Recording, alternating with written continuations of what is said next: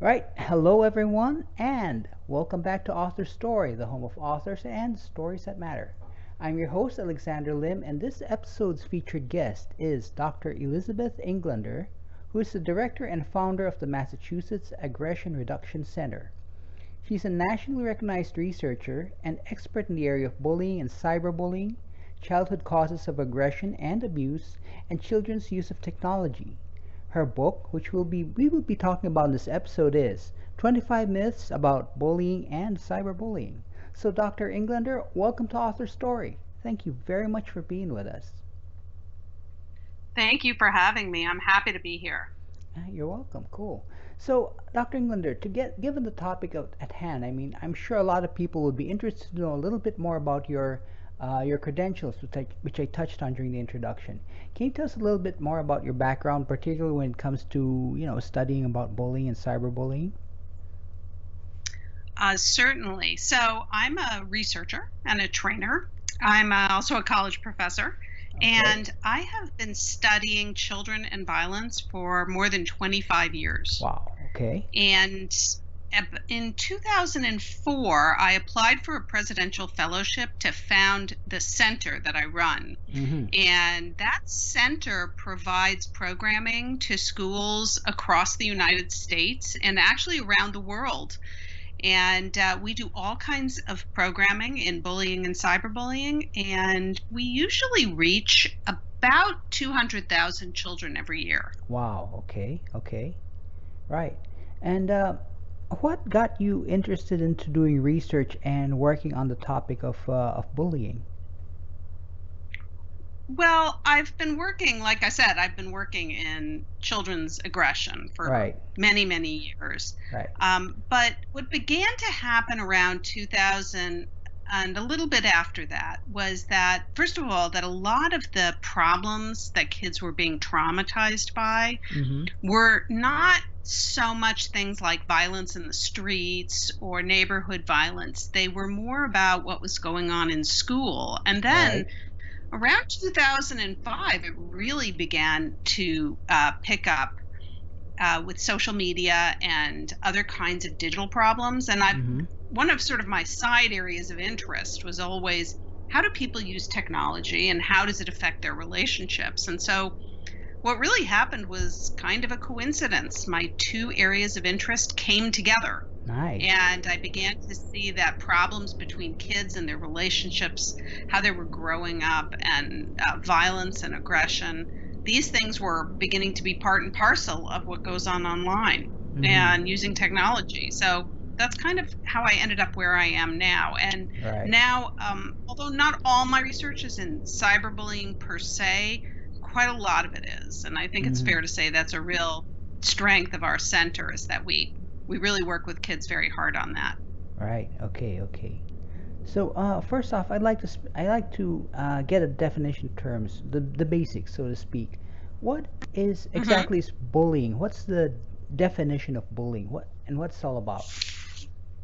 That's actually a great question because it's a point of a lot of confusion. Right. So I think the biggest problem that we see, or one of the biggest problems we see right now in the field, is that kids tend to think that anything that's mean is bullying. Mm-hmm. Anytime somebody is mean to them, it's bullying. But Right. it's really important to understand that there's a big difference between a kid who's mean once, or maybe they're not intending to be mean and it comes across that way, Right. or maybe everything kind of blows up and gets out of hand. That there's a big difference between those kinds of problems between kids or fights and a problem like bullying, which is when somebody who, another child or group of kids who are more powerful, target somebody who can't defend themselves, and they target them repeatedly over and over again. It's not being mean once, it's a campaign. Mm-hmm. And when those campaigns happen, they're very, very destructive. Mm-hmm. And they're quite different from things that just happen once, even really bad things that just happen once. Right. Right. So this you could say that this is a pattern. There's a pattern then to bullying. It's not just a one-off thing. This is like an ongoing Absolutely. thing. All right. Okay. So, just so our listeners, I mean, I'm sure we've got listeners who are parents.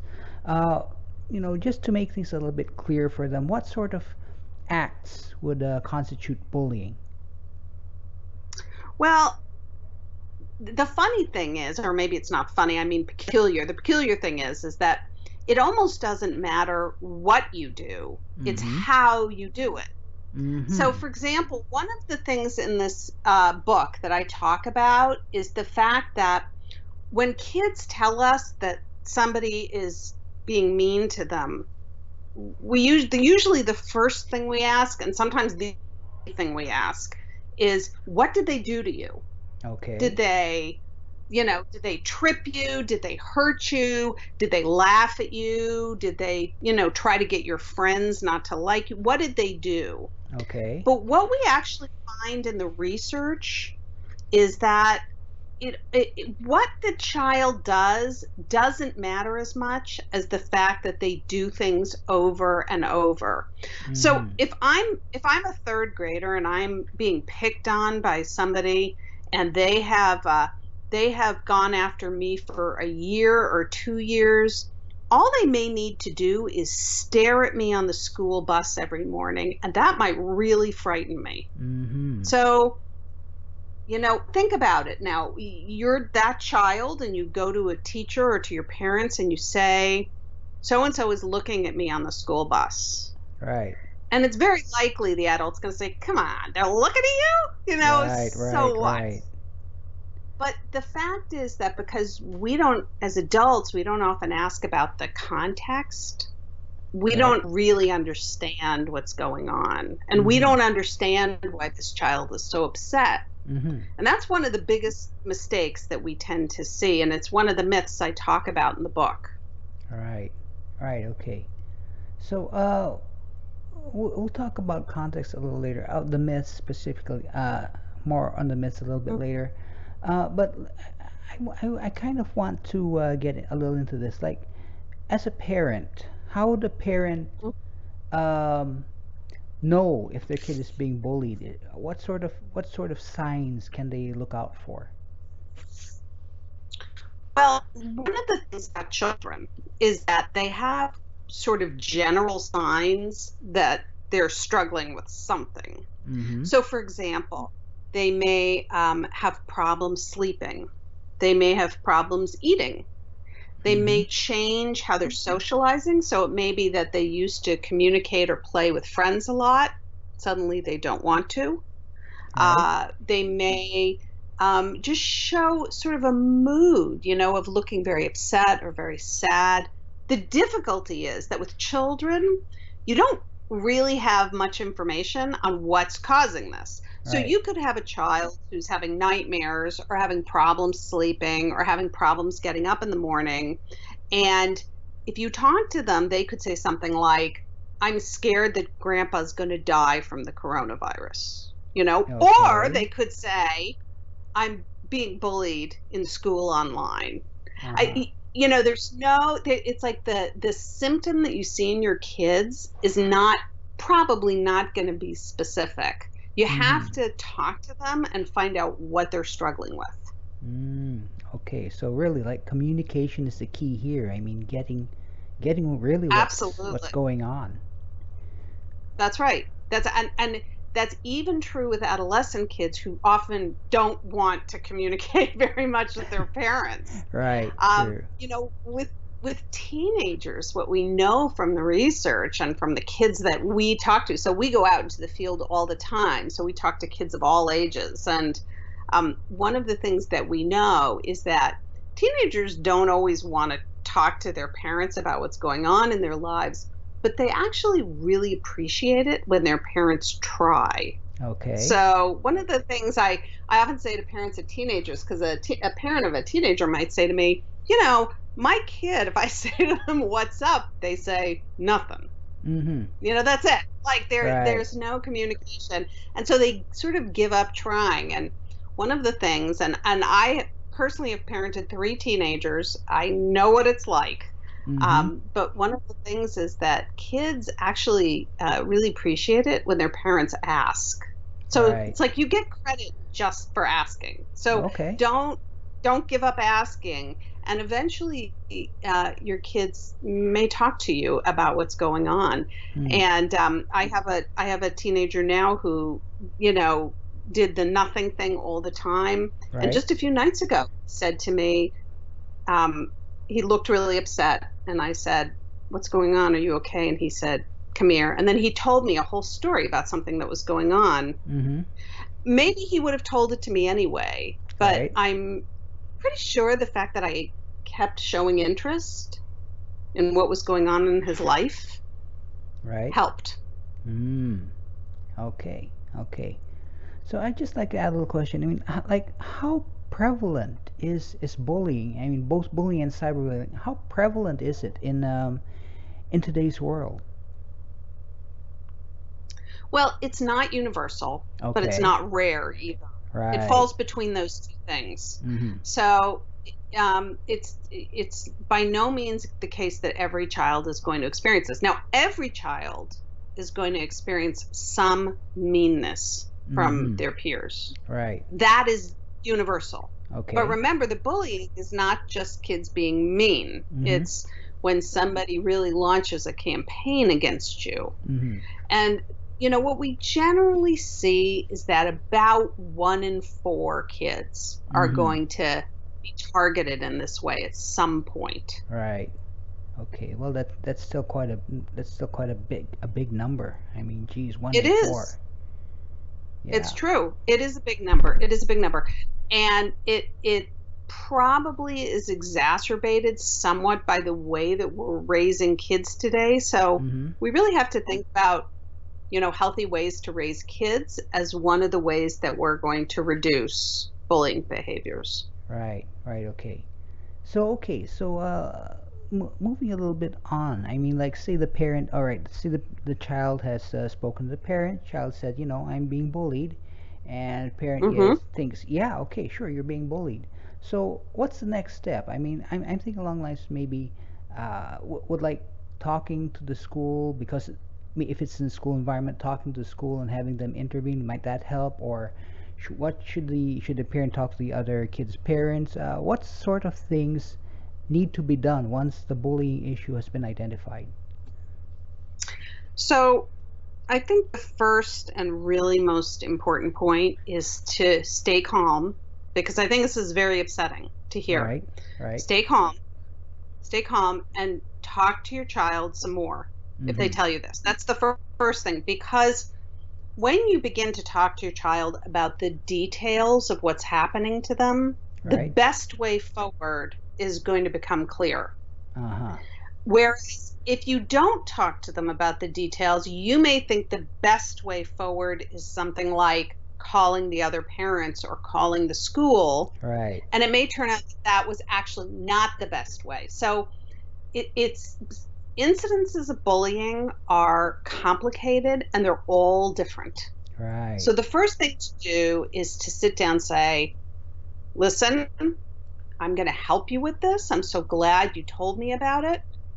I don't want you to, you know, I don't want you to feel despair. I don't want you to feel like you're stuck with this. I am going to help you with this, and I can help you with it. Mm-hmm. And let's talk about exactly what's going on. And so you need Right. details like, where does this happen? Right. When does this happen? Right. Who's involved?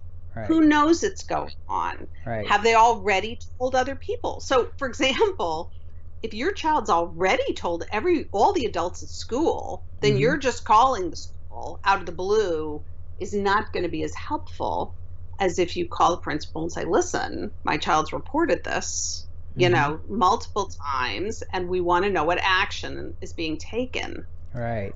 So really important to get the details. What if it's all happening online? The Uh-huh. school can help, and actually you still should let the school know, because the research suggests that even if it's happening, even if your child tells you this is going on social media, Right. there's a pretty good chance there's also something going on online. Right. Even if, you know, so I mean, excuse me, something going on in school. So Uh-huh. you should let the school know. But the point is you're going to alter your expectations. The school does not run TikTok. They Right. can't stop things from happening there. Right. And it's really, so you really need the details, and you really want to give your child the feeling that this is something that can be dealt with. Mm-hmm. It is something that can be improved. If you sort of run around shrieking, then that is going to just make your child feel that you don't know how to handle it, Mm-hmm. Mm-hmm. that you're not able to help. Mm-hmm. And frankly, when we asked kids in the lab, when we asked them, why didn't you tell your parents? The Right. number one reason that kids gave was that their parents would run around screaming and get hysterical. Mm-hmm. Okay. All right. Okay. So I mean, the parents, they really have a big responsibility in how to deal with this, and the best way to is not fly off the handle, but to take control of things, be in control of things. Right. And it might be a situation where you, the parent, are going to completely take control. Like for a very young child, Mm-hmm. you're going to deal with this. Mm-hmm. For a teenage child, it might be a situation where you say, okay, we're going to talk about how to handle this. Mm-hmm. We're going to make a plan, you and me. And Mm-hmm. then tomorrow after school, we're going to talk again and see how well it worked. See how you feel. All right. Uh, this isn't a one-off where I give you a pat on the head and wish you luck. You and I are going to work on this together. And All I'm right. not going to leave you alone to deal with it by yourself. Okay. Okay. So essentially, tell the child they're supported and that they're not alone in this. Absolutely. Right. Okay. So getting on to the subject of the book, I mean, 25 minutes. Now, I don't want I don't want you to give everything away in this, interview, so to speak. I mean, people have to read it to really get the depths. But what are some of these myths concerned with regard to bullying and cyberbullying? So there's, it's a funny kind of thing, because one of the big questions that I got asked when I first thought about this book is, why talk about myths? Like, Mm-hmm. why not just write a book about the facts? Right. The thing is that myths can really hold you back. They Uh-huh. can steer you in the wrong direction. They can hamper your child's ability to really cope. Mm-hmm. So, for example, one of the myths about bullying is the idea that the best way to stop bullying is to teach bystanders to confront bullies and tell them to stop. Okay. There have been a couple of studies on this now, and when you ask kids who are targets of bullying, they will tell you that that kind of strategy, having somebody confront a bully sort of assertively, Mm-hmm. that kind of strategy can actually backfire. It can actually make things worse for the target. Mm-hmm. On the other hand, if you encourage bystanders to say to the bully, we're just going to ignore you, and to focus on helping the target, that is always effective Mm-hmm. and rated much more highly by targets. So you Mm-hmm. teach kids to do things like say to a target, come into the cafeteria with me and eat lunch with me, or let's go play on the playground together, or come Mm. on, let's get out of here. I'm going to walk with you. Something you support a target and you don't give any credence to a bully. Mm-hmm. You don't give them any attention or credence. That's a much more effective way. But if you didn't know about this myth, you might very well say to a kid, oh, is your friend being bullied? You should get in the face of the bully and tell them to stop. Right. And that would be a mistake. That would be Mm-hmm. a mistake. That might make things much worse. Mm-hmm. Okay. Uh, Now, about cyberbullying, I mean, what are some of the myths surrounding cyberbullying? So one of the myths is the idea that schools can't do anything when cyberbullying is happening. That there's Okay. no point in talking to the school. School can't help you because it's happening on TikTok or on Instagram, and that is a myth, because one of the things we know that when it's happening in cyberspace, it's often also happening at school. Right. We just may not have heard of it Mm-hmm. And furthermore, kids who get a lot of support at school are feel better able to cope with things when they Mm-hmm. happen on social media. Okay. So it really isn't true that schools can't do anything about cyberbullying. Mm-hmm. Another thing about cyberbullying, another myth is the idea that cyberbullying is almost always done by anonymous people. And you can Uh-huh. see this all over the internet. People say, Right. oh, cyberbullies hide behind anonymity. Um, in very young kids, that's more often the case. But Mm-hmm. once you get into teenagers, most teenagers know who their cyberbully is. It's not Mm-hmm. That's not the problem. And if you were a parent and you believed it was anonymous, you might not even ask your child who's doing it. So Right. if your child came up and said, oh my God, I'm getting all these mean comments on TikTok, if you assume that it's all people who are anonymous, you might just say to your child, well, I don't know, stop posting things on TikTok, Right. or Right. something like that. Whereas if you understand that your child probably knows who it is and what it's about, then you can sort of ask them to tell you, like, what's the situation? What's going on with Mm-hmm. this person? And why are they targeting you? That Right. kind of thing. Right. Oh, okay. Okay. Yeah. I mean, yeah. I mean, that's you really point out a myth there, because I mean, I've seen some of these things, and a lot of people say, "Oh, you bullied on the internet, someone way 1,000 miles away, someone you don't know." But with kids, yeah, okay, I That's get your not point. usually the case. Yeah. It's the odds are, if a child's being cyberbullied, the odds are that it's another child and that it's another child from their school. Mm-hmm. Now, that's not to say that bullying by strangers doesn't exist. It does Right. exist. It's Right. just much rarer than, you know, the kids who they know. Mm-hmm. Okay. All right. Okay. Got that. Okay. So Dr. Englander, I'm sure there are some people who have been bullied, or know someone who has been bullied, and let's say you met up with one of these people who knows someone's been bullied or who has been bullied before, and you had only enough time to tell them one thing about how to get through the situation. What would be that one thing you'd tell them, particularly if a child's involved? Well, this is actually pretty easy to answer because Okay. when you ask targets in the lab, when we ask targets, how do you get through this or how did you get through this? Mm-hmm. There is one answer that is by far the most common thing, Mm-hmm. and that answer is social support. How do you get through it? Stick with your friends, Mm-hmm. stick with your family, hang out with people who like you and Mm-hmm. who can show you that you're a likable, worthwhile person. Mm-hmm. Uh, Pursue your interests, do things that make you feel good. We can't make the world a place where everyone will always be nice to you. I wish we could, Right. but we can't. Right. But what we can do is teach you how to feel good about yourself Mm-hmm. so that you don't care so much. Mm-hmm. And that's the one coping thing that is the most effective. And by the way, this is true for adults as well as for kids. Uh-huh. Okay. Yeah, Okay. stick with the people who like you. Right.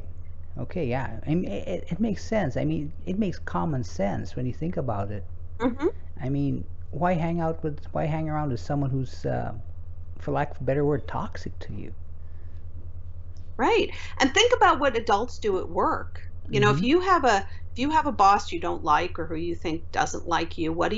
You go home and you sit in your kitchen and you tell your friend or you tell your spouse or your partner and you say, "Gosh, and it makes you feel better. It makes you feel better to be with somebody who likes you and says, that guy's just a jerk. Just Right. don't pay any attention to the things he says." Right. That makes you feel better. And you sort of remember, hey, I'm okay. It's this guy's problem. Right. And that's a learned skill, but it's a skill that kids can absolutely learn. And so we really need to teach it to them. Right. Right. Okay. Cool. Got that. Okay. So, Dr. Englander, this is a very deep and very broad topic. For our listeners who want to go into this more, check out her book. But in the last minute or so of this interview, are there any last words of wisdom you'd like to share to maybe inspire listeners? Yeah, I think these are anxious times to be a parent. And Mm-hmm, I mm-hmm. don't even mean issues like the pandemic and, the social unrest and the economic problems that we're seeing right now. I just think in general it's difficult. So I think that the bottom line is really we need to focus more on our human connections, focus Mm-hmm. on spending time with your kids, Right. play board games or go out for a hike, get away from screens and really focus on your relationships. It really pays off, and you get kids who are much more resilient and much sort of better able to handle the ups and downs of life. Mm. Okay, okay. Well, great words right there. Yeah. Okay, then, so in closing, the book is 25 Myths About Bullying and Cyberbullying. The authors are guest, Dr. Elizabeth Englander, and her book's available on Amazon.